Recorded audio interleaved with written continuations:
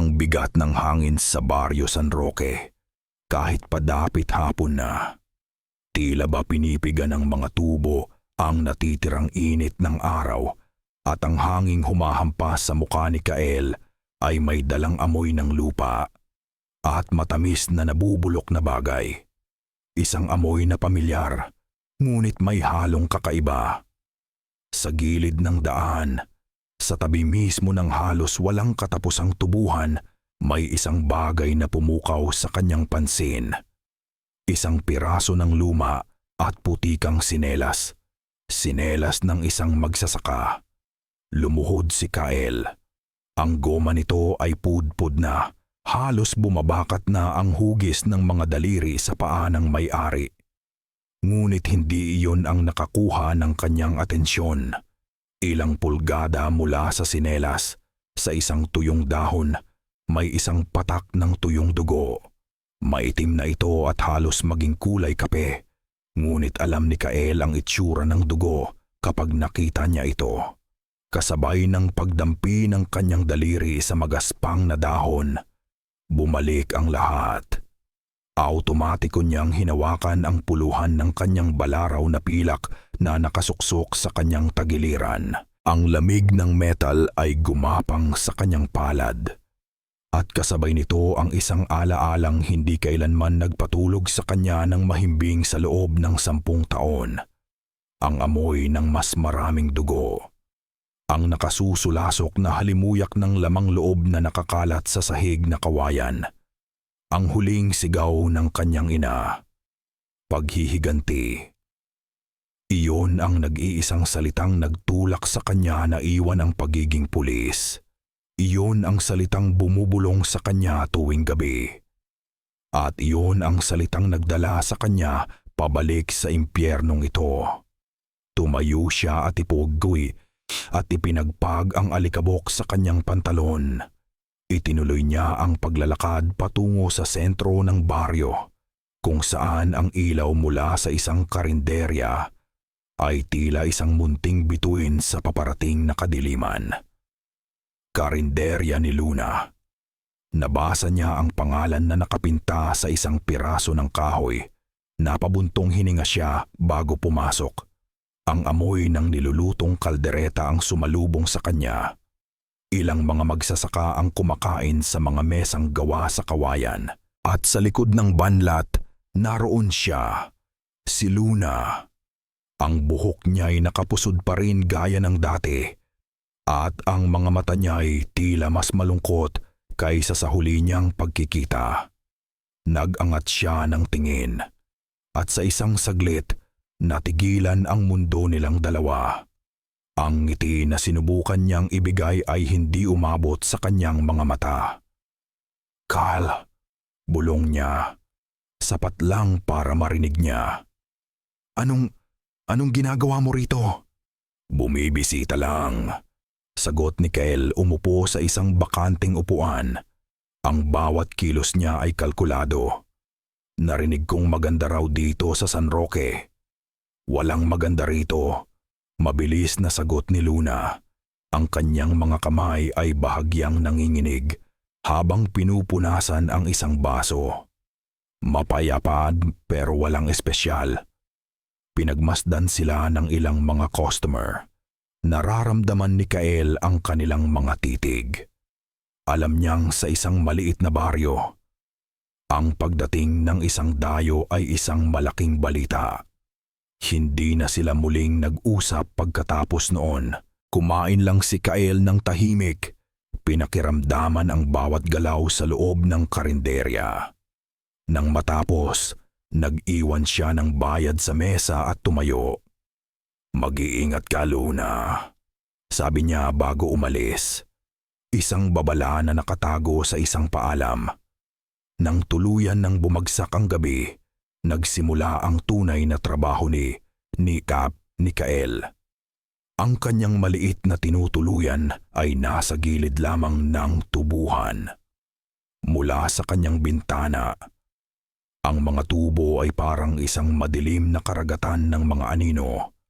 Ang mga dahon nito'y sumasayaw sa ihip ng hangin na parang mga kamay na nang-aakit. Kinuha niya mula sa kanyang lumang bag ang kanyang mga sandata. Ang buntot pagi na ibinabad sa suka at bawang. Ang maliit na botelya ng lana na may lamang mga pinaghalong ugat at dasal. At ang kanyang pinagkakatiwalaang balaraw na pilak. Hindi ito ang mga armas na bigay ng gobyerno. Ito ang mga armas na kinikilala at kinatatakutan ng kanilang mga kalaban. Lumabas siya sa gabi.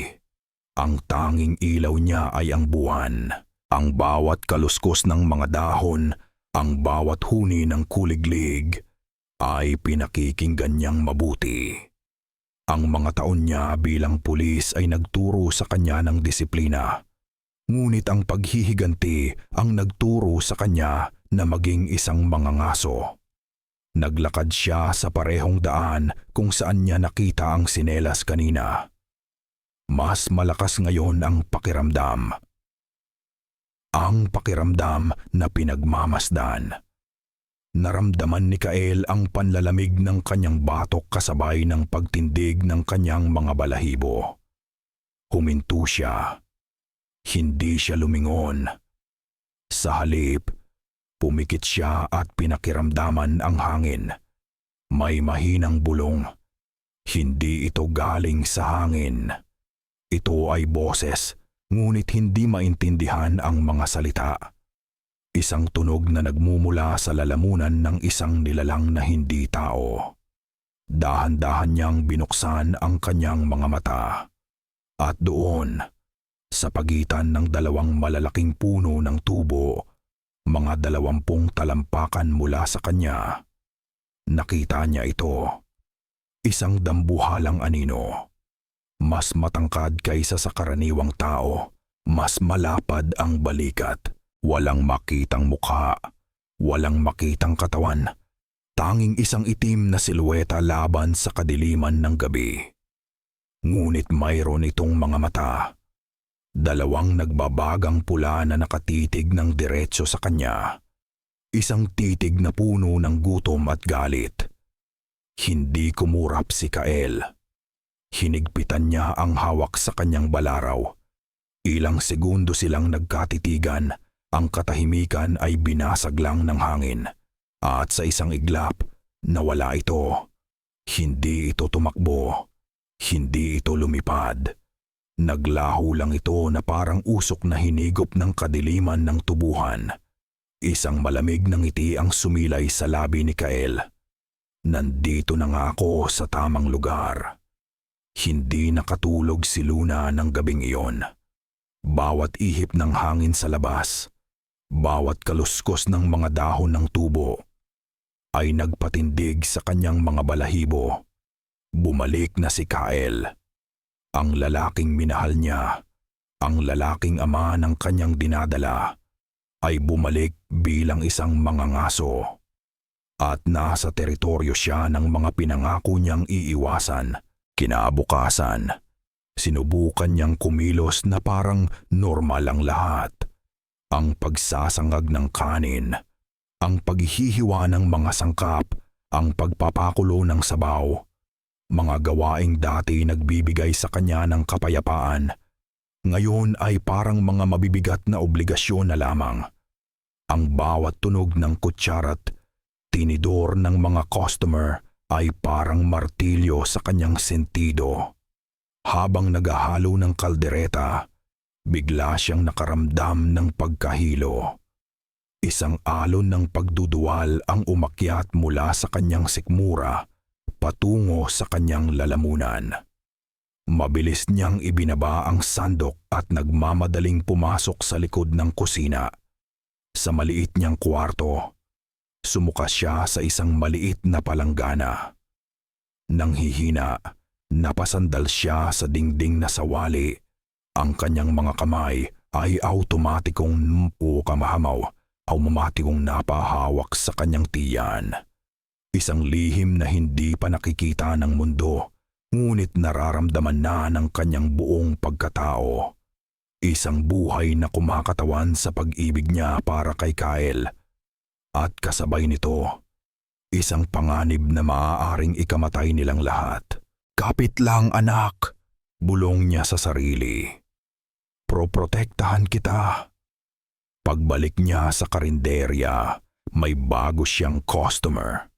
Isang matandang lalaki na nakaupo sa sulok, nakatingin sa kanya. Si Tio Sebio niya. Hindi niya ito tunay na tiyuhin, ngunit iyon ang tawag ng lahat sa mga mas nakatatandang miyembro ng kanilang angkan. Hindi ito umorder. Nakatitig lang ito sa kanya. Ang mga mata nito'y walang emosyon, malamig na parang sa isang ahas. Isang malinaw na mensahe. Pinagmamasdan siya. Kamusta ka na, pamangkin? Tanong ng matanda. Ang boses ay magaspang na parang tuyong dahon. Mabuti po, Tio Sebio. Sagot ni Luna, pilit na ngumingiti. Gusto niyo po ba ng kape? Umiling ito. Ang mga mata nito ay dahan-dahang bumaba mula sa kanyang mukha patungo sa kanyang tiyan at nanatili roon ng ilang segundo. Naramdaman ni Luna ang panlalamig ng kanyang buong katawan. Alam nila o pinaghihinalaan na nila. Tumayo ang matanda. Kumuha ng isang piraso ng karneng pirito mula sa isang bandehado gamit ang kanyang mga daliri at isinubo ito. Hindi man lang ito gumamit ng kubyertos. Mag-ingat ka, sabi nito bago umalis, lalo na sa mga bisita. Nang makalabas na si Tio Sebio, napahawak si Luna sa gilid ng mesa para suportahan ang sarili. Ang kanyang mga tuhod ay parang naging halaya. Ito na ang babala. Alam ni Silas na may nagbabalik at alam ni Silas na may itinatago si Luna. Maya-maya, habang nagliligpit ng mga pinagkainan sa labas, natanaw niya si Kael sa bintana ng tinutuluyan nito. Nag-aayos ito ng gamit. Nakita niya ang itim na bag na dala nito. At mula sa siwang nito, nakita niya ang dulo ng isang pamilyar na bagay. Ang kayumangging balat at matulis na dulo ng isang buntot pagi. Napaurong si Luna, tila napaso. Hindi iyon ordinaryong bag. Iyon ay sisidlan ng kamatayan para sa mga katulad niya. Nang gabing iyon, matapos isara ang karinderya, gumawa si Luna ng isang bagay na matagal na niyang hindi ginagawa. Kumuha siya ng mga tuyong dahon ng bayabas at tanglad mula sa kanyang munting hardin sa likod. Sinunog niya ang mga ito sa isang lumang lata hanggang sa maging abo. Dinala niya ang abo sa kanyang kwarto gamit ang kaunting langis ng niyog. Ipinahid niya ang mainit-init pang abo sa kanyang tiyan. Paikot habang bumubulong ng isang lumang dasal na itinuro ng kanyang lola. Isang ritual para itago ang amoy. Hindi para sa kanya, kundi para sa dinadala niya. Isang paraan upang gawing normal ang amoy ng isang isisilang na hindi puro. Pagod at puno ng takot, humiga siya sa kanyang papag. Ngunit bago pa man siya dalawin ng antok, may narinig siyang isang kaluskos sa bubong. Hindi ito tunog ng daga o pusa, mas mabigat. Isang kalampag na parang may bumagsak na mabigat. Dahan-dahan siyang bumangon. Ang puso niya ay dumadagundong sa kanyang dibdib. Sumilip siya sa maliit na siwang sa dingding ng kanyang kwarto. Isang siwang na tanaw ang labas. At doon, sa ilalim ng maputlang sinag ng buwan, sa ibabaw ng bubong ng karinderya, nakita niya ito. Isang anino ng isang babae na may mahabang buhok na itim. Nakatalikod ito sa kanya. Ngunit ang pinakakilabot sa lahat ay ang bagay na nasa likod nito. Isang malapad at tila pakpak ng paniki na dahan-dahang gumagalaw. Hindi ito nakatingin sa kanya. Ang ulo nito ay nakabaling sa isang direksyon. Sinundan ni Luna ang tinitingnan nito. diretso sa bintana ng kwarto kung saan natutulog si Kyle.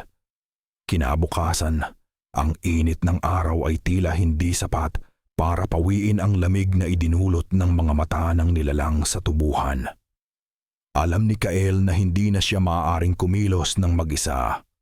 Kailangan niyang subukan, kahit isang beses pa, nakausapin ang bata. Ang outpost ng pulisya sa San Roque ay isang maliit na kwartong gawa sa semento na amoy luma at inaamag na papel.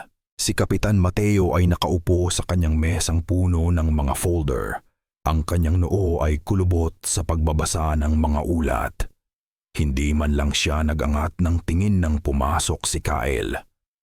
"Ano na naman ito, Kyle?" tanong ng kapitan. Ang boses ay pagod at iritado. "Kung nandito ka para sabihin na may nakita kang multo sa tubuhan, umalis ka na lang."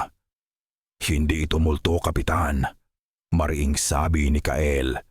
Inilapag ang kanyang mga kamay sa mesa. "Isang nilalang, malakim at may mga mata itong pula. Ito na ang sagot sa pagkawala ng mga magsasaka." Sa wakas ay nag-angat ng tingin si Mateo. Ibinaba niya ang kanyang salamin at ipinatong sa ibabaw ng mga papel. Ang sagot, tumawa siya ng walang kagalakan. "Ang sagot, Kyle, ay nasa mga papel na ito. Away sa lupa. Mga umalis para magtrabaho sa syudad at hindi na nagpaalam. Alak, iyon ang mga sagot na totoo. Hindi mga kwentong aswang na panakot sa mga bata." Itinuro ni Mateo ang mga folder. "Ito ang ebidensya, Kyle. Papel. Testimonya.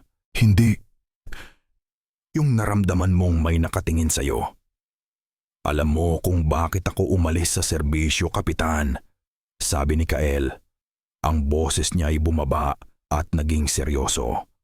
"Dahil sa mga katulad ninyong ayaw maniwala, kahit nasa harap na ninyo ang bangkay." Tumayo si Mateo.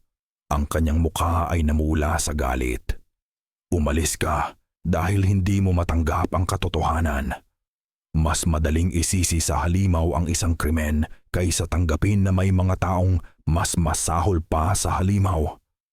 Huwag kang gagawa ng gulo rito, Kyle. Huwag mong takutin ang mga tao sa mga pamahiin mo. Isang reklamo pa ang marinig ko, ako mismo ang magkukulong sa'yo."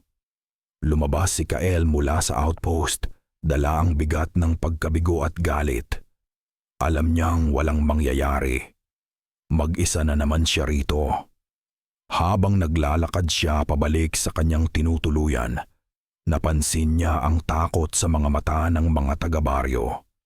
Ang mga bintana ay nagsasara kahit maaga pa. Ang mga ina ay tinatawag ang kanilang mga anak pauwi mula sa paglalaro. Ang babala ni Mateo ay huli na. Ang takot ay matagal nang nakatanim sa San Roque. Huminto siya sa tapat ng isang maliit na kubo. Sa pintuan nitong gawa sa kawayan, may nakaguhit gamit ang natuyong dugo. Isang kakaibang simbolo, isang paikot na linya na may tuldok sa gitna, na parang isang mata, isang marka, isang sumpa. Nang tuluyan ng lamunin ng dilim ang baryo, ang tanging maririnig na lang ay ang huni ng mga kuliglig at ang pagsayaw ng mga tubo sa hangin. Hanggang sa isang sigaw ang pumunit sa katahimian. Isang sigaw ng isang babae. Matinis, puno ng purong sindak. Hindi na nag-isip si Kael. Ang kanyang katawan ay automatikong kumilos. Tumakbo siya, sinundan ang pinanggalingan ng sigaw. Ang kanyang kamay ay mahigpit na nakahawak sa puluhan ng kanyang balaraw.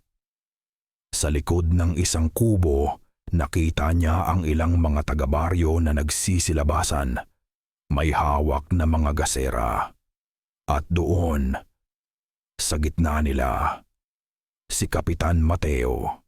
Ang kanyang mukha ay kasing putla ng buwan. Nakatayo sila sa harap ng isang katawan. Isang lalaki nakahandusay sa lupa. Ang mga mata nito ay dilat na dilat sa takot, ang bibig ay nakabukas na parang gustong sumigaw muli.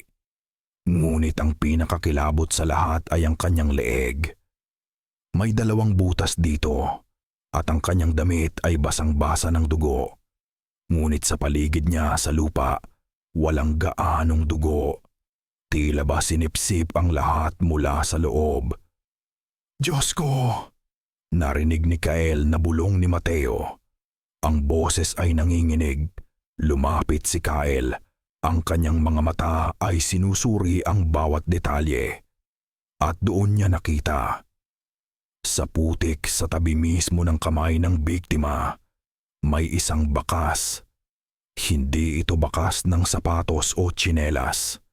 Mas mahaba ito kaysa sa ordinaryong paa ng tayo. At sa dulo nito ay may marka ng 3 matutulis na kuko. Hindi bakas ng tao. Napatingin si Mateo kay Kael. At sa unang pagkakataon, nakita ni Kael ang pag-aalinlangan at takot sa mga mata ng kapitan. Nawala na ang yabang nito kanina, ngunit hindi doon natapos ang pagsusuri ni Kael. May isa pang bagay na kumislap sa ilalim ng liwanag ng gasera, kalahating nakabaon sa putik. Lumuhod siya at kinuha ito. Isang butones. Hindi ito ordinaryong butones. Gawa ito sa pinakintab na baon ng niyog at may maliit na ukit ng bulaklak ng sampagwita sa gitna. Biglang nanikip ang dibdib ni Kael. Ang kanyang puso ay tila tumigil sa pagtibok. Pamilyar ang butones na ito. Alam na alam niya kung saan ito nanggaling. Ito ang nawawalang butones mula sa kupas na bestidang madalas isuot ni Luna. Ang bestidang regalo niya rito, maraming taon na ang nakalipas. Ang butones ay parang isang nagbabagang piraso ng uling sa palad ni Kael. Ang bigat nito ay tila mas mabigat pa kaysa sa isang piraso ng baon ng niyog. Ito ay bigat ng katotohanan na ayaw niyang tanggapin. Isang katotohanang kumakatok sa pinto ng kanyang isipan at pilit na binubuksan ito. Hindi maaari. Ngunit ang duda, minsang maitanim, ay parang isang lason na gumagapang sa ugat. Habang pinagmamasdan niya ang maliit na ukit ng sampagwita sa butones, bumabalik ang mga alaala. Ang ngiti ni Luna nang ibigay niya rito ang bestida. Ang tawanan nila sa ilalim ng puno ng mangga. Paanong ang mga alaalang iyon ay hahantong sa isang bangkay na walang dugo sa isang madilim na eskinita? Kinailangan niyang malaman. Hinintay niya ang hating gabi. Hinintay niyang mamatay ang lahat ng ilaw sa baryo hanggang sa ang tanging liwanag na lang ay ang manipis na sinag ng buwan na sumisilip sa mga ulap. Ang karinderya ni Luna ay isang malaking anino, tahimik at tila natutulog. Isang natutulog na halimaw. Dahan-dahan siyang lumapit, ang bawat hakbang ay maingat. Ang talampakan ay halos hindi lumilikhi-asa, ay naham ng tunog sa lupa. Ang mga taon niya sa pagsasanay ay bumalik sa kanya. Ang paggalaw ng walang tunog, ang pagiging isa sa dilim. Sinuri niya ang mga bintana. Nakasara. Ang pintuan sa likod ay may simpleng trangka lamang. Gamit ang kanyang balaraw na pilak, maingat niya itong sinungkit hanggang sa bumukas ito ng may mahinang klik. Pumasok siya. Ang amoy sa loob ay kakaiba. Nariyan pa rin ang halimuyak ng mga pampalasa at ng nilutong pagkain. Ngunit sa ilalim nito, may isa pang amoy. Isang amoy na pamilyar sa kanya. Ang metalikong amoy ng dugo. At may isa pa, isang kakaibang bango. Parang pinaghalong bulok na bulaklak, mamasa-masang lupa. Isang amoy na nagpatayo sa lahat ng balahibo sa kanyang batok. Ipinikit niya ang kanyang mga mata at sinubukang hanapin ang pinanggagalingan ng amoy. Dinala siya nito sa kusina. Sa ilalim ng isang lumang aparador na gawa sa kahoy, kung saan nakalagay ang mga palayok at kawali. Lumuhod siya at kinapa ang sahig na kawayan. Ang lahat ay pantay-pantay, maliban sa isang piraso. Isang piraso na tila bahagyang nakaangat. Ginamit niya ang dulo ng kanyang balaraw para sungkitin ito. Tumunog ito ng bahagya at umangat. Isang alingasaw ng mas matinding amoy ang bumulwak mula sa ilalim. Halos mapasuka si Kael sa tindi. Sa ilalim ng sahig may isang sikretong kompartimento. Isang madilim na butas. Ginamit niya ang kanyang maliit na flashlight. Ang liwanag nito ay tumama sa mga bagay na nasa loob. Mga garapon. Ilang malalaking garapon na gawa sa makapal at madilaw na salamin. At sa loob ng mga ito, nakababad sa isang maitim at malangis na likido, ay mga lamang loob, isang puso na hindi na tumitibok, isang atay, at mga bitukang nakapulupot na parang mga ahas. Napaurong si Kael. Tinakpan ang kanyang bibig para pigilan ang pagsuka. Ang kanyang puso ay dumadagundong sa kanyang dibdib, isang mabangis na tambol na gustong kumawala. Hindi. Hindi maaari. Si Luna. Ang Luna niya. Hindi niya ito magagawa.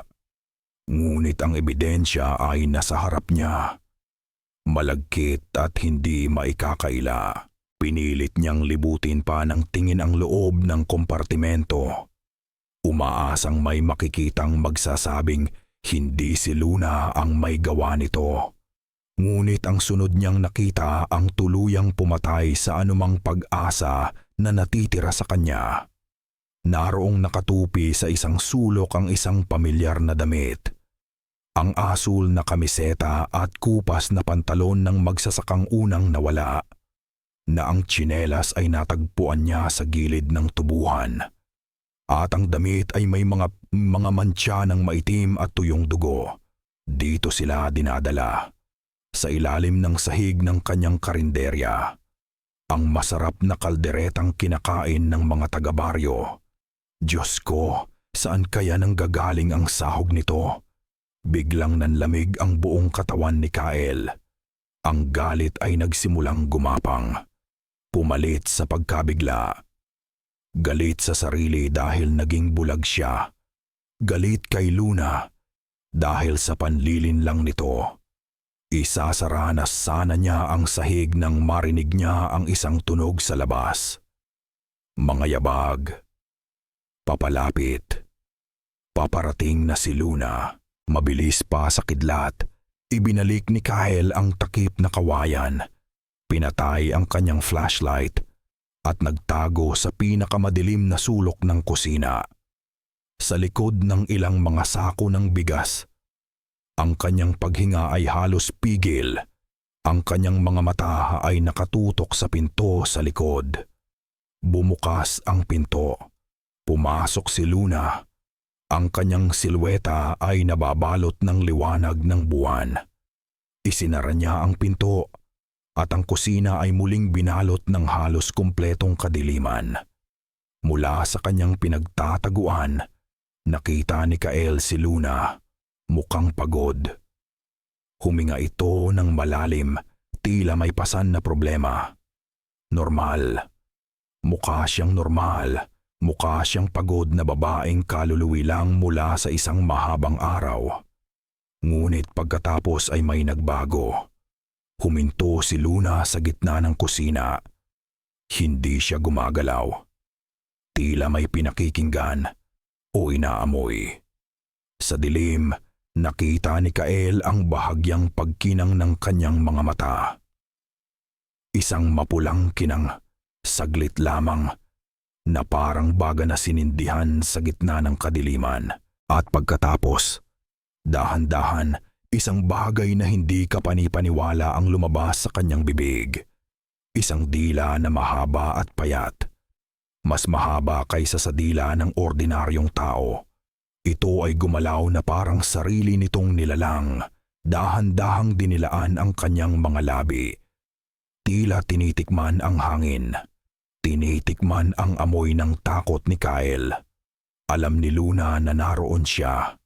Bago pa man siya pumasok sa kusina, naamoy na niya.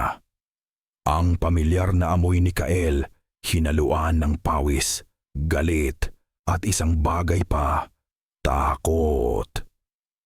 Isang napakatinding takot na tila may sariling lasa sa hangin, kaya't nang huminto siya sa gitna ng kadiliman, hindi siya naghahanap. Kinukumpirma lang niya.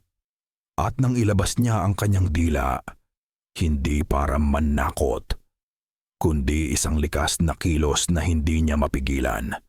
Tinitikman niya ang tindi ng panganib na dala ng pagbagbabalik ng lalaking minsan niyang inakalang makakasama habang buhay. Isang kaluskos mula sa likod ng mga sako ng bigas. At pagkatapos, ang anino ni Kyle ay dahan-dahang lumitaw mula sa kadiliman. Sa isang kamay, hawak niya ang kanyang balaraw na pilak. Ang dulo nito ay kumikinang sa sinag ng buwan na tumatagos sa siwang ng bintana. Nakatutok ito sa kanya. Ang mga mata ni Kyle ay puno ng isang emosyon mapipumpamo, ang emosyon na hindi pa nakikita ni Luna dati. Isang halo ng pagkasuklam at pighati. "Sino ka?" tanong ni Kyle. Ang boses ay basag at nanginginig sa pinipigilang galit. "Sino ka talaga, Luna?" Hindi sumagot si Luna. Ano ang sasabihin niya? Na ang babaeng minahal niya ay isa sa mga halimaw na isinumpa niyang lilipuin. "Nakita ko," patuloy ni Kyle, humakbang papalapit. "Nakita ko kung ano ang nasa ilalim ng sahig, ang mga lamang loob, ang damit ng magsasaka. Sagutin mo ako." "Hindi tulad ng iniisip mo, Kyle," pakiusap ni Luna. Ang mga luha ay nagsisimulang mamuo sa kanyang mga mata. Napaurong siya hanggang sa ang likod niya ay tumama sa pader. "Huwag mo akong bigyan ng kasinungalingan." Sigaw ni Kyle. Ang sakit sa kanyang boses ay parang isang sugat. Ang butones, ang bangkay. Ikaw ba? Ikaw ba ang pumatay sa kanya?" "Hindi." Mabilis na sagot ni Luna. "Hindi ako. Ang lugar na ito, ang karinderya, ito ay isang santuaryo. Ang mga nasa ilalim, mga alay iyon, Kyle. Mga alay na hayop para hindi na sila mangaso ng tao. Isang paraan para mapanatili ang kapayapaan." "Kapayapaan?" Tumawa si Kyle ng mapait. "Ito ba ang kapayapaan? Ang pagtatago sa mga mamamatay tao?" "Wala akong pagpipilian," sabi ni Luna. Ang kanyang boses ay puno ng desperasyon. "Pinipilit nila ako. Si Silas, ang angkan, hindi mo maiintindihan. Kung gayon, ipaintindi mo sa akin," sabi ni Kyle. Itinaas ang balaraw. Ang lamig ng pilak ay nararamdaman ni Luna kahit ilang talampakan ang layo nila. "Ano ka? Isa ka ba sa kanila?" Tumulo ang luha ni Luna. Alam niyang walang ibang paraan. Kailangan niyang ipakita ang katotohanan. Gaano man ito kasakit. Dahan-dahan. Tumalikod siya kay Kyle. Isang kilos ng lubos na pagsuko at pagtitiwala. "Tingnan mo," bulong niya. Hinila niya pababa. Ang kuwelyo ng kanyang damit. Inilantad ang kanyang likod sa liwanag ng buwan. At doon, sa pagitan ng kanyang mga paypay, may dalawang mahabang pilat. Ang balat doon ay mas manipis at mas maputla. Hindi ito mga ordinaryong peklat mula sa sugat. Ang hugis nito, kung tititigang mabuti, ay parang dalawang pakpak na marahas na pinutol mula sa kanyang katawan. Isang marka ng kanyang dugo. Isang manananggal na hindi kailanman natutong lumipad. Narinig niya ang paghinga ni Kyle sa likod niya. Isang hiningang puno ng pagkabigla. "Ngayon, naniniwala ka na ba?" tanong ni Luna. Dahan-dahang humarap muli. Ang kanyang mukha ay basang-basa ng luha. Si Kyle ay nakatayo pa rin doon, hindi makagalaw. Ang kanyang balaraw ay nanginginig sa kanyang kamay. Ang galit sa kanyang mga mata ay napalitan ng kalituhan. Ang halimaw na hinahanap niya at ang babaeng minahal niya ay iisa. Ang kanyang mundo ay gumuho nang makita ni Luna ang pag-aalinlangan sa kanyang mga mata. Alam niyang may isang huling baraha na kailangan niyang ilabas. Ang pinakamasakit, pinakamapanganib, at pinakatotoong baraha sa lahat. Dahan-dahan siyang lumapit kay Kyle.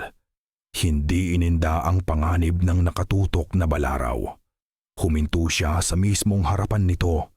Kinuha ang kamay ni Kyle na may hawak na sandata at dahan-dahan itong ibinaba.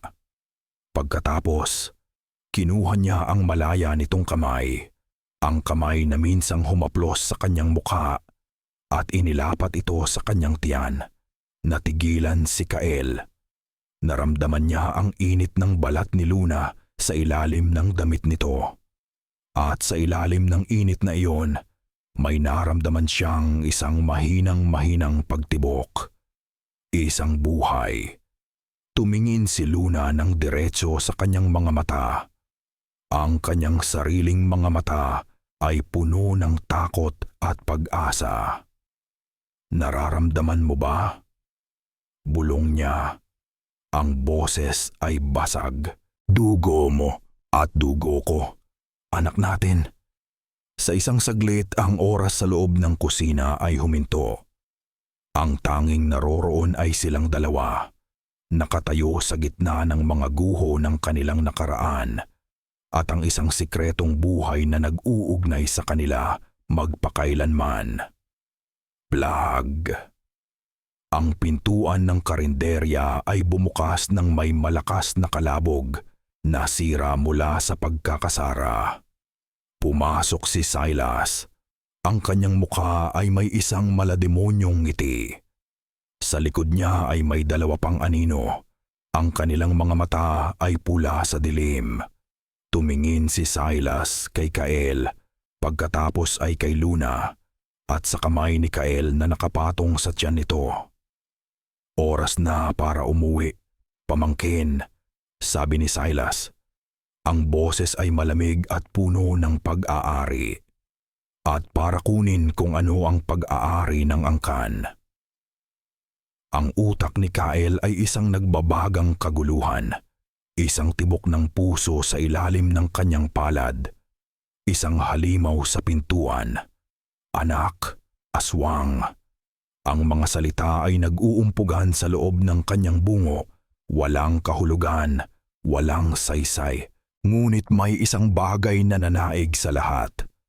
Panganib. Ang katawan niya ay kumilos bago pa man makapag-isip ang kanyang utak. Binitawan niya ang tiyan ni Luna at itinulak ito ng bahagya sa kanyang likuran. Inilalagay ang sarili sa pagitan niya at ni Silas. Ang kanyang balaraw ay mahigpit na hawak, ngunit alam niyang kulang ito. "Huwag kang lalapit," mariing sabi ni Kyle. Ang boses ay mababa at puno ng babala. Ngumisi lang si Silas, isang nanggisi na hindi umabot sa kanyang mga mata. Isang matapang na langgam na sinusubukang harangin ang baha. Nagbigay siya ng senyas. Ang dalawang anino sa likod niya ay gumalaw. Mabilis sila, hindi makatao ang bilis. Ngunit si Kyle ay handa. Sa isang mabilis na kilos, ibinaba niya ang balaraw at hinablot mula sa kanyang likuran ang nakapulupot na buntot pagi. Swish! Crack! Ang latigo ay humampas sa hangin at tumama sa braso ng isa sa mga alagad ni Silas. Isang tunog ng pagsitsit na parang mainit na bakal na inilubog sa tubig ang narinig. Umusok ang balat ng aswang. Humiyaw ito sa sakit. Ang balat nito ay may itim na marka ng pagkapaso. Ang lason ng buntot pagi, pinabanal ng dasal at suka, ay gumagana. Ngunit bago pa man makahampas muli si Kael, ang isa pang alagad ay nasa harapan na niya. Sinubukan niyang umilag ngunit huli na. Isang suntok sa kanyang sikmura ang nagpaalis ng lahat ng hangin sa kanyang baga. Napaluhod siya umuubo. Nakita niya si Luna na sumugod din, hindi bilang isang takot na babae, kundi bilang isang mabangis na ina na poprotekta sa kanyang supling. Ang kanyang mga kuko ay tila humaba at tumama sa mukha ng aswang na sumuntok kay Kael. Ngunit si Silas ay hindi man lang gumalaw mula sa kinatatayuan. Hinayaan lang niyang maglaban ang iba. "Hangal," sabi ni Silas, "asabad kita asabad dadadapuddes," at ang boses ay kalmado. "Akala mo ba kaya ninyo akong labanan?" Sa isang iglap, nasa harapan na siya ni Kael. Nahawakan ni Silas ang dulo ng buntot pagi bago pa man ito makahampas muli. Umuusok ang kanyang palad, ngunit ang kanyang mukha ay walang bakas ng sakit. Dahan-dahan, hinila niya ang latigo mula sa kamay ni Kael na parang kumukuha lang ng laruan sa isang bata. "May mas malaki tayong problema kaysa sa munting away na ito," sabi ni Silas, binitawan ang latigo. Tumingin siya kay Luna, na ngayon ay hawak na ng kanyang mga sugatang alagad. Ang tingin niya ay hindi tingin ng galit, kundi tingin ng isang magsasakang tumitingin sa kanyang pinakamahalagang pananim. "Hindi mo naiintindihan, mga ngaso," sabi ni Silas kay Kael, bago muling ibinaling ang tingin kay Luna. "Ang angkan natin ay namamatay, pamangkin. Ang sumpa, pinapahina nito ang ating dugo. Bawat henerasyon, mas kakaunti ang lakas. Mas madali tayong magkasakit. Nakikita mo ba ang mga alagad ko? Sila ang pinakamalakas na natitira, pero isang hampas lang ng iyong laruan ay nasasaktan na sila." Naglakad siya paikot kay Luna. Sinusuri ito na parang isang bagay. Ngunit may lunas. Isang propesiya. Isang paraan para linisin ang dugo at ibalik ang ating tunay na lakas. Huminto siya sa harap ni Luna. Ang kanyang mga mata ay bumaba at tumitig sa tiyan nito. Isang titig na puno ng kasakiman at gutom. Isang titig na nagpanginig sa buong katawan ni Kael. "Dugo ng isang mortal na mandirigma," sabi niya, tumingin kay Kael. "At ng isang maharlikang aswang." Itinuro niya si Luna. "Pinag-isa sa isang sisidlan, iyan ang lunas. Hindi mo siya makukuha." Sigaw ni Kael sinusubukang tumayo. Hindi siya pinansin ni Silas. Hinaplos nito ang buhok ni Luna. "Hindi ko siya kukunin. Ang kailangan ko lang ay ang bunga. Ang sanggol, kapag isinilang sa ilalim ng dugong buwan, ang dugo nito ang magbibigay sa atin ng buhay na walang hanggan." "Hayop ka!" Sa wakas ay tumingin si Silas kay Kael. At sa unang pagkakataon, nakita ni Kael ang tunay na kasamaan sa mga mata nito. "Ako ang kaligtasan," sabi ni Silas, "at ikaw, isa ka lang sa gabal." Nagbigay siya ng senyas. Bago pa man makakilos si Kael, ang isa sa mga alagad ay may ibinato sa kanyang mukha. Isang makapal na pulbos. Pumasok ito sa kanyang mga mata, sa kanyang ilong, sa kanyang bibig. May amoy itong abo at nabubulok na buto, nakakabulag, nakakasakal. Ang kanyang mga baga ay nag-aapoy, ang mundo ay umikot, at ang mga tunog ay naging isang mahabang ugong. Bumagsak si Kael sa sahig, ang kanyang katawan. ay ayaw nang sumunod. Ang huling nakita niya bago siya lamunin ng kadiliman ay ang mukha ni Luna, puno ng takot at pagsigaw ng kanyang pangalan habang hinihila ito papalabas ng karinderya. At pagkatapos, wala na. Ang karinderya ni Luna ay isang larawan ng kaguluhan. Mga mesang nabaligtad, mga basag na plato sa sahig. Ang amoy ng natapong sabaw ng kaldereta ay humalo sa isang metalikong amoy na pilit iwinawaksi ng isip ni Kapitan Mateo. Nagkukumpulan ang mga tao sa labas, mga bulungan ng aswang, at sinabi na ni Kael ang maririnig sa hangin. Walang aswang. Sigaw ni Mateo sa mga tao, ngunit ang kanyang boses ay walang bigat, walang awtoridad. Maging siya ay hindi na naniniwala sa sarili niyang mga salita. Pumasok siya sa loob. Walang Luna, walang Kael. Tanging ang mga bakas ng isang marahas na labanan. At sa sahig, sa tabi ng isang piraso ng itim na kahoy na may marka ng pagkapaso, isang buntot pag-ialam niya, ay may isang bagay pang kumislap. Ang balaraw na pilak ni Kael. Yumuko siya at pinulot ito. Ang lamig ng metal ay tila may dalang kuryenteng gumapang sa kanyang kamay, diretso sa kanyang utak, at nagbukas ng isang pinto. Isang pinto na matagal na niyang isinara at nilagyan ng kandado. Bigla, wala na siya sa karinderya. Nasa loob na siya ng kanilang maliit na bahay. 10 taon na ang nakalipas. Umuulan ng malakas sa labas. Ang hangin ay humahagupit sa mga dingding na sawali. Ang kanyang asawang si Elena ay nakaupo sa sulok, yakap-yakap ang kanilang nag-iisang anak na lalaki. Nanginginig. "Nakita ko, Mateo," sabi ni Elena. Nagsasalita ng pautal-utal. Ang mga mata ay nanlalaki sa takot. "Isang babaeng may pakpak dito sa ating bubong. Gusto niyang kunin ang anak natin." "Elena, nananaginip ka lang," sabi ng mas bata at mas aroganteng si Mateo, puno ng inis. "Pagod ka lang. Walang babaeng may pakpak. Totoo ang sinasabi ko," humagulgol si Elena. "May mga mata siyang pula. Naamoy niya ang ating anak."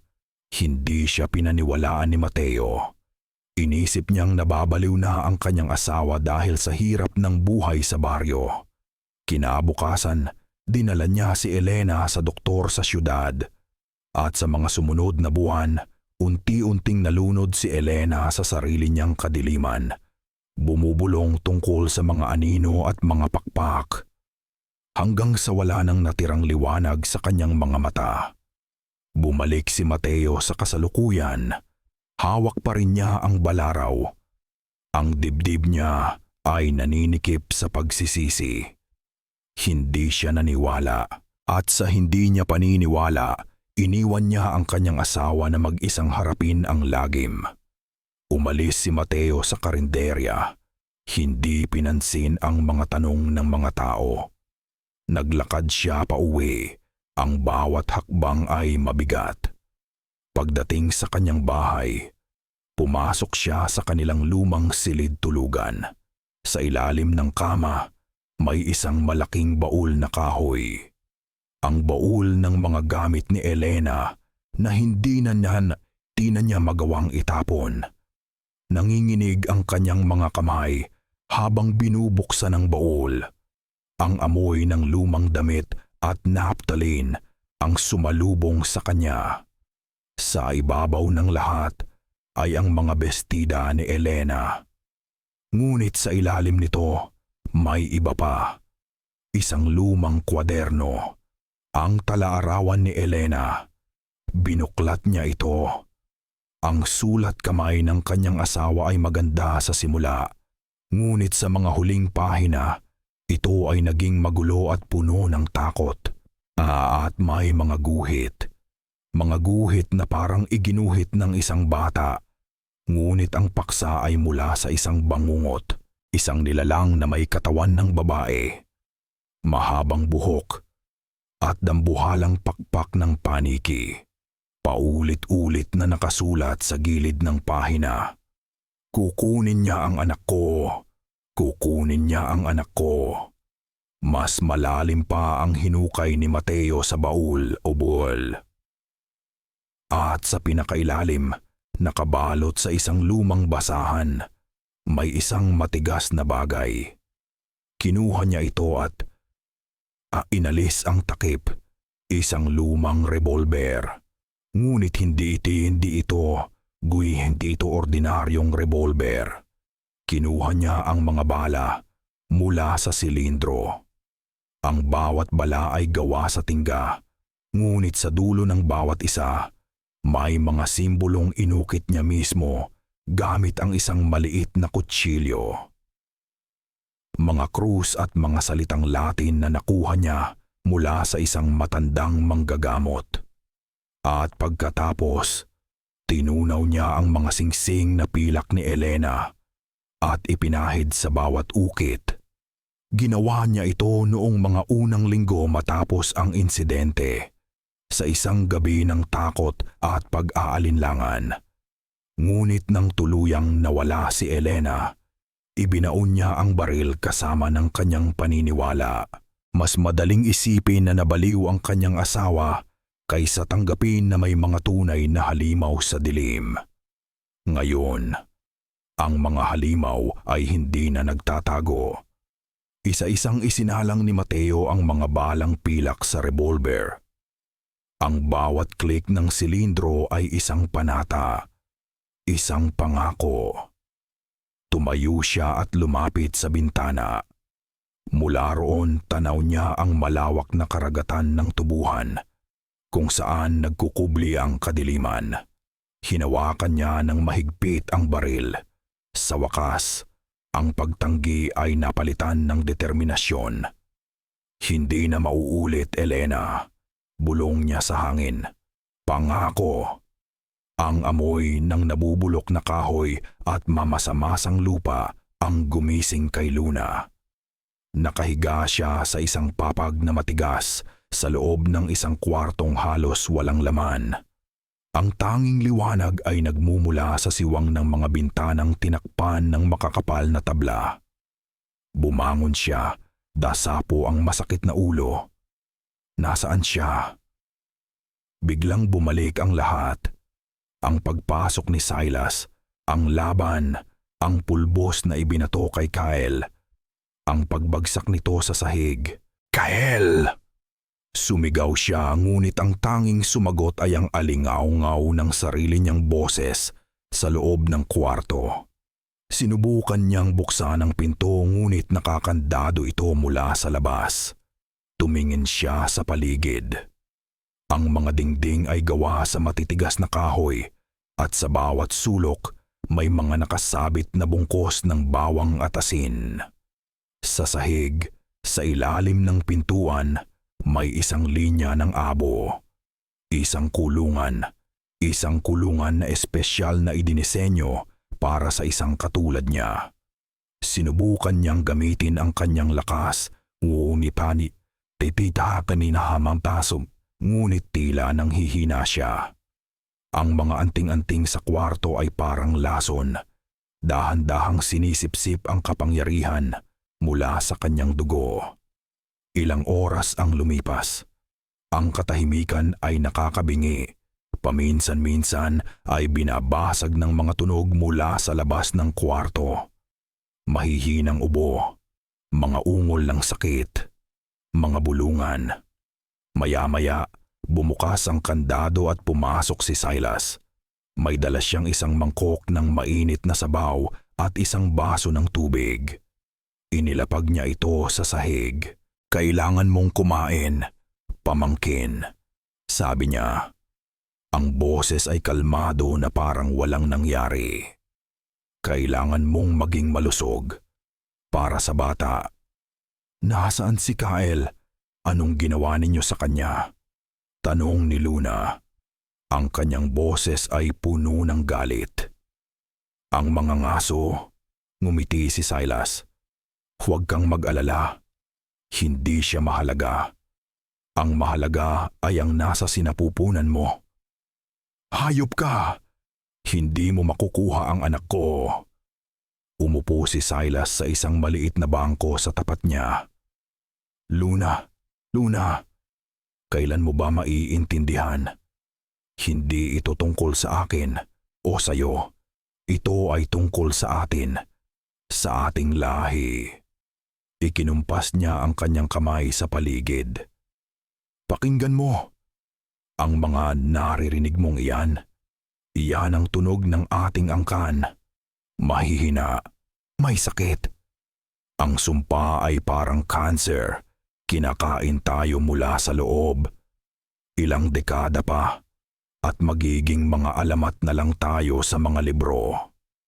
Mas mabuti pa yon kaysa gamitin ang sarili kong anak para sa kasakiman ninyo. Hindi ito kasakiman. Ito ay kaligtasan. Tumaas ang boses ni Silas. Ang batang iyan ang ating himala. Ang dugo niya ang magpapanumbalik sa ating kaluwalhatian. Siya ay pararangalan, sasambahin bilang isang tagapagligtas. Nang makita niyang hindi natitinag si Luna, bumuntong hininga siya. Sayang, akala ko maiintindihan mo. Tumayo na siya para umalis. Kailan? Biglang tanong ni Luna. Huminto si Silas sa may pinto. Kailan ang ano? Ang ritual, sabi ni Luna. Pinipilit na maging kalmado ang kanyang boses. Itinatago ang takot. Kailan ninyo gagawin? Tumingin si Silas sa labas, sa isang siwang sa dingding kung saan tanaw ang langit. Ang buwan ay halos bilog na. 2 gabi mula ngayon. Sa pagdating ng dugong buwan, dapat naroon ka ni handa. Isinara niya ang pinto at ikinandado itong muli. 2 gabi. Iyon lang ang panahong natitira niya. Napatingin si Luna sa kanyang mga kamay. Nanginginig ang mga ito. Hindi siya pwedeng sumuko. Kailangan niyang makatakas. Para sa sarili niya. Para kay Kael, para sa kanilang anak, sinimulan niyang suriin muli ang kwarto, mas maingat ngayon. Ang mga tabla sa bintana, gaano katibay. Ang sahig, mayroon bang mahinang parte? Ang atensyon niya ay napunta sa kanyang buhok. Bago siya kinaladkad palabas ng karinderya. Nagawa niyang bunutin ang isang piraso ng alambre na ginagamit niyang ipit sa kanyang pusod at isiniksik ito sa tupi ng kanyang damit. Isang maliit na bagay. Isang manipis na pag-asa. Kinapa niya ang kanyang damit. Nandoon pa. Hinintay niya ang katahimikan. Nang marinig niya ang mga yabag na papalayo, dahan-dahan niyang kinuha ang ipit. Lumuhod siya sa harap ng pinto at sinimulang kalikutin ang lumang kandado. Ang kanyang mga daliri ay nanginginig sa pagmamadali at takot. Isang klik. Walang nangyari. Isa pa. Walang nangyari. Paulit-ulit niyang sinubukan. Ang pawis ay tumutulo sa kanyang noo. Hanggang sa pagkatapos ng tila walang katapusang sandali, isang tunog na mas matamis pa sa musika. Click. Bumukas ng bahagya ang kandado. Malaya na siya. Ngunit nang akma na niyang itutulak ang pinto, narinig niya ang mga yabag. Pabalik. Sa isang iglap, nabali ang ipit sa loob ng kandado. Naputol ang kanyang pag-asa.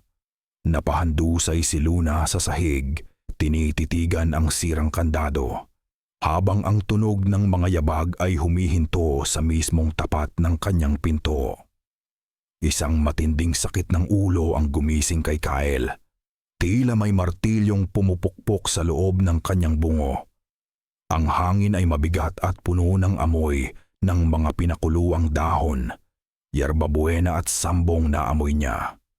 Dahan-dahan niyang iminulat ang kanyang mga mata. Nakahiga siya sa isang sahig na kawayan sa loob ng isang maliit na kubo. Nakaupo sa isang sulok ang isang matandang lalaki. Ang mukha ay kulubot na parang tuyong dahon, abala sa pagdikdik ng mga ugat sa isang lusong. Isang albularyo. "Gising ka na, iho," sabi ng matanda nang hindi lumilingon. Sinubukan ni Kael na bumangon, ngunit ang kanyang katawan ay parang isang mabigat na sako, walang lakas. At pagkatapos, sa isang iglap, bumalik ang lahat.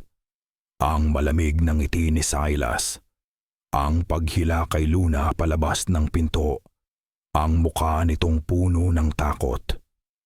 Luna. Ang pangalan niya ay isang mahinang ungol mula sa kanyang tuyong lalamunan. Muli siyang sumubok bumangon, ngunit bumagsak lang siyang muli sa sahig. "Huminahon ka," sabi ng albularyo.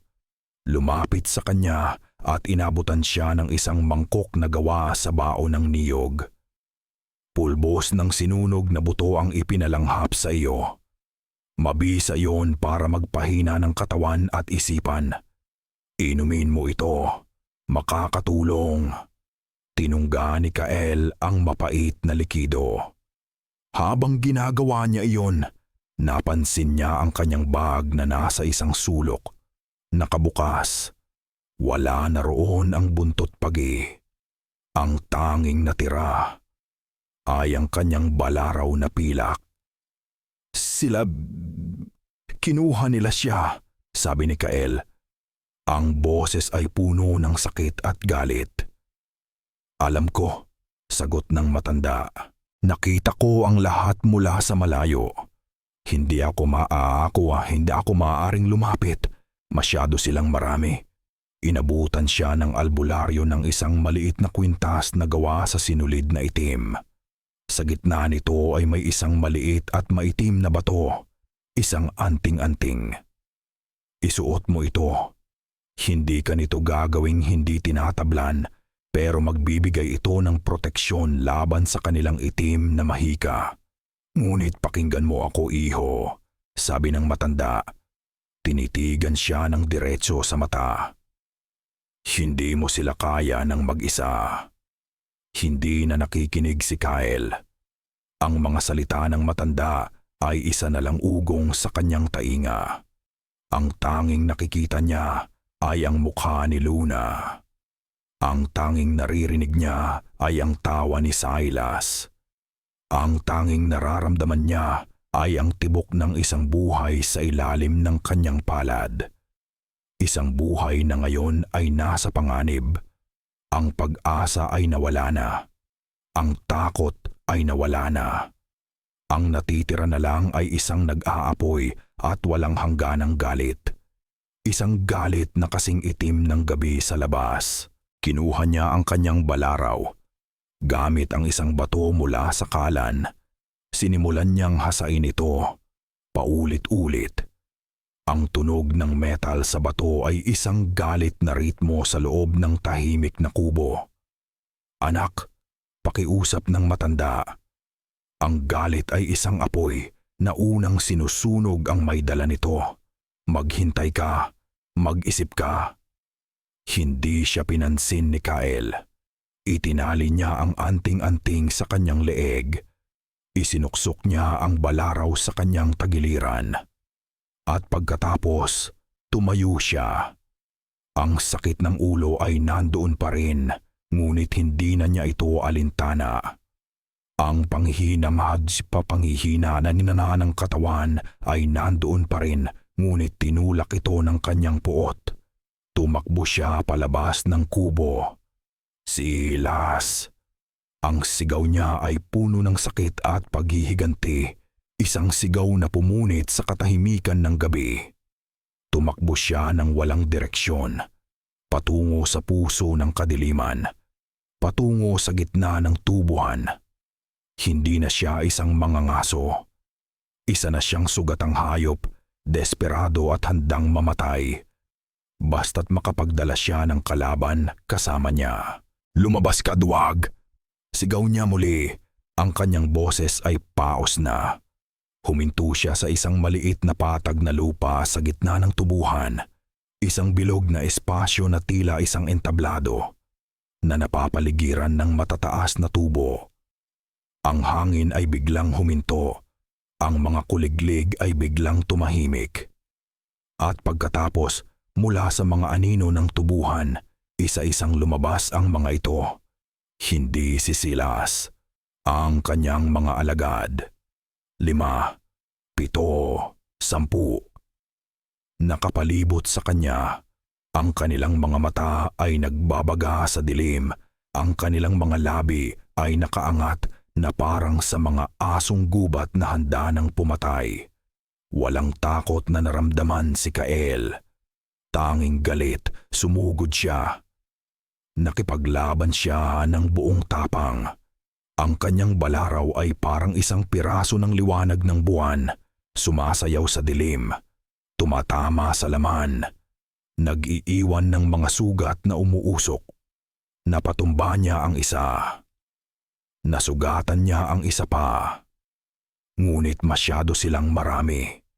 Isang suntok sa kanyang likod ang nagpatumba sa kanya. Isang sipa sa kanyang tagiliran ang nagpaubo sa kanya ng dugo. Agad siyang napalibutan, tinatadyakan, kinakalmot. Ang kanyang balaraw ay napabitiwan. Napaluhod si Kael, duguan at halos hindi na makahinga. Ang isa sa mga aswang, isang malaking lalaki na may mga pangil, ay lumapit sa kanya at hinawakan ang kanyang buhok, itinaas ang kanyang ulo. Ngumiti ito, ipinapakita ang mga ngiping matutulis. Itinaas nito ang kanyang kamay na may mahahabang kuko, handa nang tapusin ang kanyang buhay. Ipinikit ni Kael ang kanyang mga mata, handa na sa kanyang katapusan. Ang huling larawan sa kanyang isip ay ang mukha ni Luna. Bang! Isang malakas na putok ng baril ang bumasag sa gabi. Ang aswang na may hawak sa kanya ay biglang natigilan.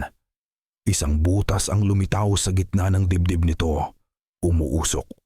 Bumagsak ito sa lupa, walang buhay. Nagulat, iminulat ni Kael ang kanyang mga mata. Ang iba pang mga aswang ay napaurong, naguguluhan at natatakot. Tumingin si Kael sa direksyon kung saan nanggaling ang putok. Doon, sa gilid ng patag na lupa, nakatayo si Kapitan Mateo. Ang kanyang mukha ay matigas na parang bato. Hawak niya ang isang lumang revolver. Umuusok pa ang dulo nito, nakatutok sa mga natitirang halimaw. Ang mga natitirang aswang ay natigilan. Ang kanilang mga mapulang mata ay nagpapalipat-lipat ng tingin mula sa walang buhay na kasama patungo sa nakatutok na baril ni Kapitan Mateo. Ang takot ay pumalit sa kanilang tapang. Ang pilak. Naamoy nila ang pilak. Sa isang hindi magkakasabay na kilos, umatras sila, naglaho pabalik sa kadiliman ng tubuhan na parang mga aninong tinunaw ng liwanag. Iniwan si Kael na nakaluhod sa gitna ng katahimikan. Dahan-dahang lumapit si Mateo. Ang kanyang mga bota ay lumilikha ng tunog sa damuhan. Hindi niya ibinaba ang baril hanggat hindi siya sigurado na wala ng panganib. "Tumayo ka, Kael," sabi ng kapitan. Ang kanyang boses ay kalmado, ngunit may diin. Hindi pa tapos ang laban. Tinulungan niyang tumayo si Kael. Inalalayan niya ito palayo sa lugar na iyon. Palayo sa bangkay ng halimaw. Humantong sila sa isang maliit na batis sa gilid ng tubuhan. Doon umupo sila sa tabi ng isang maliit na apoy na sinindihan ni Mateo. Ang apoy ang kanilang munting kuta laban sa kadiliman na nakapalibot sa kanila. Kinuha ni Kael ang tubig mula sa batis at hinugasan ang kanyang mga sugat. Ang galit sa kanyang puso ay nagsimulang humupa, napalitan ng pagod at isang katanungan. Bakit? Tanong ni Kael, hindi tumitingin sa kapitan. Bakit mo ako tinulungan? Akala ko'y isa lang akong baliw na naniniwala sa mga kwentong bayan. Hindi. Agad sumagot si Mateo. Inilabas niya ang isang maliit na prasko mula sa kanyang bulsa at uminom. Dahil minsan na akong naging baliw, sabi niya sa wakas. Ang boses ay puno ng pait. Isang baliw na ayaw maniwala. At dahil doon, nawala sa akin ang lahat. At doon, sa ilalim ng mga bituin, sa tabi ng apoy, ikinuwento ni Kapitan Mateo ang lahat tungkol sa kanyang asawang si Elena, tungkol sa babaeng may pakpak na nakita nito, tungkol sa kung paano niya ito itinakwil, kung paano siya nagbingi-bingihan hanggang sa ang kanyang asawa ay lamunin ng sarili nitong kadiliman. Ang balaraw mo, sabi ni Mateo. Nang mahawakan ko iyon, bumalik ang lahat. Naalala ko ang takot sa mga mata ni Elena. Ang takot na ipinagsawalang bahala ko. At ngayon, nakikita ko ang parehong takot sa buong baryo. Hindi ko na hahayaang may mangyari ulit na ganito. Sa unang pagkakataon, nakita ni Kael si Kapitan Mateo hindi bilang isang hadlang, kundi bilang isang tao. Isang taong may daladalang sariling multo mula sa nakaraan. Ang pader sa pagitan nilang dalawa ay gumuho. Kinuha nila si Luna. Sabi ni Kael, ang kanyang boses ay halos isang pabulong. At ang anak namin, tumango si Mateo. Alam ko. Inilabas niya ang kanyang revolver at ipinakita kay Kael ang mga balang pilak. Kailangan natin siyang bawiin. 2 lalaki. Isang dating pulis na naging mangangaso. Isang kapitan na muling natagpuan ang kanyang pananampalataya sa pamamagitan ng sakit. Nagkaisa sa isang layunin. Ang bahay ng mga ninuno nila ay nasa gitna ng pinakamatandang parte ng plantasyon. Sabi ni Kael, ang kanyang isip ay nagsisimula ng magplano. Doon nila siya dinala. Napapaligiran sila. Marami sila. Hindi natin sila kailangang talunin lahat, sabi ni Mateo. Kailangan natin ng pansamantalang gulo. Isang bagay na kukuha ng kanilang atensyon. Napatingin si Mateo sa paligid. Sa malawak, tuyo at walang katapusang tubuhan. At pagkatapos, sa apoy na nasa pagitan nila, isang ideya ang nabuo sa kanyang isipan. Isang mapanganib at desperadong ideya. Ang apoy ay kalaban nila, sabi ni Mateo, tumingin kay Kael. At ang usok, kung masusunog natin ang isang bahagi ng tubuhan sa kanluran, ang hangin ay dadalhin ang usok papunta sa bahay nila. Magkakagulo sila. Mag-aalala sila sa kanilang pugad. Sa pagkakataong iyon, papasok ka. Ito ay isang panuanan ng pagpapakamatay. Ngunit, ito lang ang tanging plano na mayroon sila. Inilabas ni Mateo ang isang maliit na kahon ng posporo at isang bote ng gaas na dala niya. Ibinigay niya kay Kael ang 3 pang natitirang balang pilak. Para sa baril mo, kung mayroon ka pa, sabi ni Mateo. Napagtanto niyang wala na kay Kael ang baril nito. Kung hindi, isaksak mo na lang. Tumango si Kael. Tinanggap ang mga bala. Ang gabi ng dugong buwan ay papalapit na. Ang langit sa silangan ay nagsisimula ng magkulay pula na parang isang sugat na bumubukas. Tumingin sila sa isa't isa. Hindi na isang mangangaso at isang pulis, kundi 2 mandirigma. Walang salitang namutawi. isang tango lang. At pagkatapos, sabay silang kumilos patungo sa kanilang magkaibang posisyon, handa ng sunugin ang mundo para lang mabawi ang kanilang nawala. Ang langit ay kulay dugo. Ang buwan, malaki at mamula-mula, ay tila isang nagbabantang mata na nakatitig sa Barrio San Roque. Ang hangin ay mabigat at hindi gumagalaw, na parang pinipigil ang kanyang hininga para sa paparating na karahasan. Itinali nila si Luna sa isang malaking blokeng bato na nagsisilbing altar sa gitna ng pinakamalaking silid ng lumang bahay.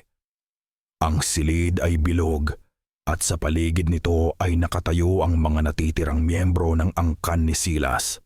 Mga matatanda, mga bata, lahat ay mayroong gutom at umaasang tingin sa kanilang mga mata. Nakatayo si Silas sa harap niya, suot ang isang itim na kasuotan. Hawak ang isang kutsilyong gawa sa obsidian. Ang talim nito ay kumikinang sa liwanag ng daan-daang kandila na nakapalibot sa altar. "Huwag kang matakot, pamangkin," bulong ni Silas. "Ang hininga ay amoy bulok na laman. Ang iyong anak ay magiging isang Diyos, ang ating tagapagligtas." Pinilit ni Luna na magpumiglas, ngunit ang mga lubid na gawa sa baging ay mahigpit at tila may sariling buhay. Humihigpit sa bawat galaw niya. Ang kanyang lakas ay halos wala na. Pinahina ng takot at ng mga anting-anting sa paligid. Ngunit pagkatapos, naamoy niya ito. Sa simoy ng hangin na pumapasok sa mga siwang ng bahay, may isang mahinang amoy. Usok. Napatingin si Silas at ang iba pa sa labas. Mula sa malayo, sa kanlurang bahagi ng tubuhan, isang kulay kahel na liwanag ang nagsimulang gumapang sa kalangitan. Apoy. Nagkaroon ng bulungan at pag-aalala sa mga aswang. Ang tubuhan. Masusunog ang ating tirahan. "Manahimik!" sigaw ni Silas. "Isang panlilin lang lamang iyan. Ang ritual ang mas mahalaga." Itinaas niya ang kutsilyo. Ngayon na ang oras. Ngunit bago pa man niya maibaba ang talim, isang malakas na pagsabog ang yumanig sa lumang bahay. Ang pintuan sa harap ay sumabog paloob, nagkalat ang mga pira-pirasong kahoy. At mula sa usok at alikabok, lumitaw si Kael. Duguan, pagod. Ngunit ang kanyang mga mata ay nag-aapoy sa determinasyon. Ang ingay ng apoy ay isang nakakabinging musika sa tainga ni Kael. Itinapon niya ang isang botelyang may gaas sa pintuan ng bahay at nang sumabog ito, sumugod siya papasok. Agad siyang sinalubong ng dalawang alagad ni Silas.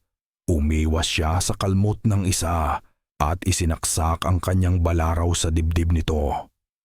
Ang isa naman ay dinamba siya, ngunit ginamit ni Kael ang lakas nito laban dito. Itinulak ito papunta sa isang pader na gawa sa sawali na nagsisimula ng masunog. Ang kanyang paningin ay nakatuon lamang sa isang bagay. Si Luna, nakagapos sa altar, at si Silas na may hawak na kutsilyo. "Mandirigma!" sigaw ni Silas, puno ng galit. "Hindi mo mapipigilan ang ating kaligtasan." Sumugod si Silas. Hindi na siya ang kalmadong pinuno. Isa na siyang desperadong halimaw.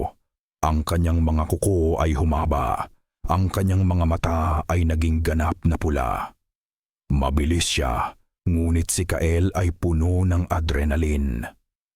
Nagpalitan sila ng mga suntok at saksak. Ang tunog ng nag-uumpugang pilak at matigas na balat ay umalingaw-ngaw sa silid. Bang! Isang putok ang narinig mula sa labas. Isa sa mga aswang na susugod sana kay Kael mula sa likod ay bumagsak. Si Kapitan Mateo, nasa labas. Ay ginagawa ang kanyang parte, Habang naglalaban sina Kael at Silas, ginamit ni Luna ang lahat ng natitira niyang lakas. Hindi sa pagpumigla sa lubid, kundi sa pag-iisip. Ang mga baging, mahigpit ang mga ito, ngunit gawa sa halaman. At ang kutsilyo ni Silas ay nasa sahig, nahulog sa kanilang paglalaban. Ipinulupot niya ang kanyang mga paa sa paligid ng isa sa mga kandila sa tabi ng altar at hinila ito papalapit sa kanya. Ang apoy ay dumila sa kanyang bestida, ngunit hindi niya ininda. Itinutok niya ang apoy sa lubid na nakagapos sa kanyang mga kamay. Unti-unti, nasusunog ang baging. Ang amoy nito ay nakakasulasok. Ngunit hindi siya tumigil. Nakita niya si Kael na tinamaan ng isang malakas na suntok mula kay Silas. Bumagsak si Kael at si Silas ay nasa ibabaw na niya, handa nang tapusin ang lahat. Snap! Naputol ang lubid. Sa isang sigaw na puno ng galit ng isang ina, sumugod si Luna. Hinablot ang kutsilyong obsidian mula sa sahig. Nakita ni Kael ang mukha ni Silas. Sa ibabaw niya, isang maskara ng purong pagkamuhi. Ang mga pangil nito ay handa ng kumagat sa kanyang leeg. Wala na siyang lakas. Ito na ang katapusan. Ngunit biglang nanlaki ang mga mata ni Silas. Isang ekspresyon ng pagkabigla at sakit ang lumitaw sa mukha nito. At pagkatapos, nakita ni Kael ang dahilan. Ang itim at matulis na dulo ng kutsilyong obsidian ay lumabas mula sa dibdib ni Silas. Sa likod nito, nakatayo si Luna. Ang kanyang mukha ay basang-basa ng luha at pawis. Hawak ang puluhan ng kutsilyo na nakabaon sa likod ng halimaw. Bumagsak si Silas sa tabi ni Kael. Bumubula ang bibig. Tumingin ito kay Kael. Ang mga magulang mo, umubo ito ng dugo. Sila, nalaman nila ang tungkol sa sumpa, sa propesiya. Kaya sila namatay. Hindi sila aksidente. Pagkatapos, tumingin siya kay Luna. Isang huling ngiti ng panunukso ang lumitaw sa kanyang labi. Ang sumpa, nasa dugo mo pa rin. Bulong niya sa kanyang huling hininga. Hinding-hindi ka magiging tunay na malaya. At pagkatapos, ang katawan ni Silas ay unti-unting naging abo. Tinangay ng hangin na pumapasok sa nasusunog na bahay. Nagsimulang gumuho ang mga nasusunog na biga mula sa kisame. Tinulungan ni Luna si Kael na tumayo. Magkayakap silang tumakbo palabas. Umiiwas sa mga bumabagsak na apoy, patungo sa nag-iisang liwanag sa gitna ng kadiliman at usok. Ang unang sinag ng araw ay sumilip sa abot tanaw. Ang liwanag nito ay maputla at kulay abo.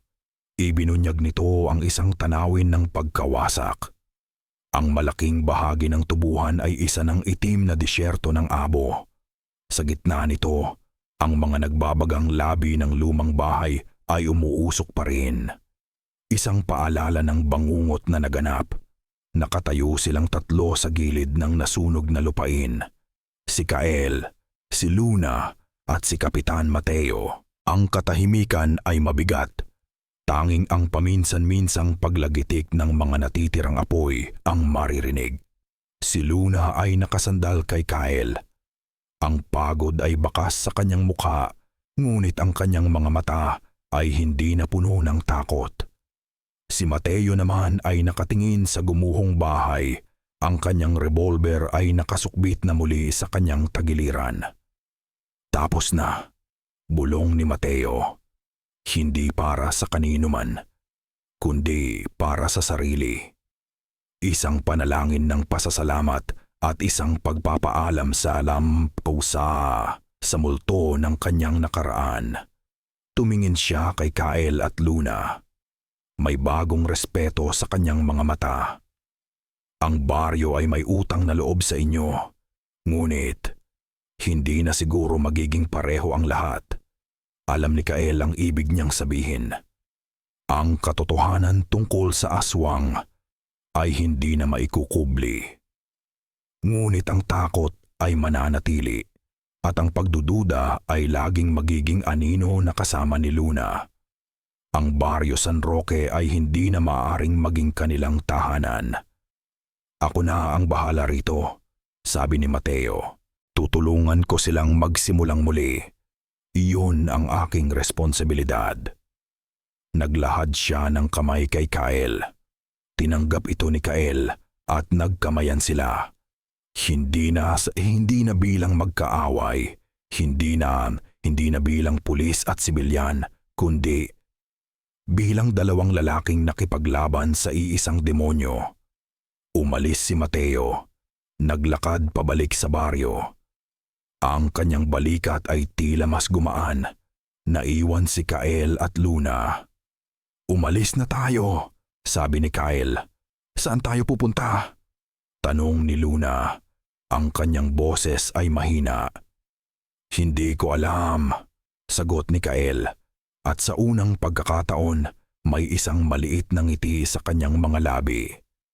Basta't malayo dito, hahanap tayo ng lugar kung saan pwede tayong maging tayo lang. Bumalik sila sa tinutuluyan ni Kael. Nag-impake sila ng iilang gamit sa isang bag. Kinuha ni Kael ang kanyang mga sandata, ang balaraw, ang mga natirang balang pilak, ang anting-anting. Sandali siyang nag-isip at pagkatapos ay maingat na inilagay ang mga ito sa ilalim ng bag. Hindi na para mangaso, kundi para maging handa. Para protektahan ang kanyang bagong pamilya. Sumakay sila sa lumang motorsiklo ni Kael. Habang paalis sila sa Barrio San Roque, hindi sila lumingon. Sa kanilang harapan ay isang mahaba at maalikabok na daan, patungo sa isang lugar na hindi pa nila alam. Ilang oras ang lumipas. Ang araw ay mataas na sa kalangitan. Nakatulog si Luna sa likod ni Kael. Ang kanyang ulo ay nakasandal sa balikat nito. Ang kanyang mga kamay ay nakayakap sa kanyang baywang, nakapatong sa kanyang tiyan. Payapa. Sa wakas, payapa. Tumingin si Kael sa maliit na side mirror ng motorsiklo.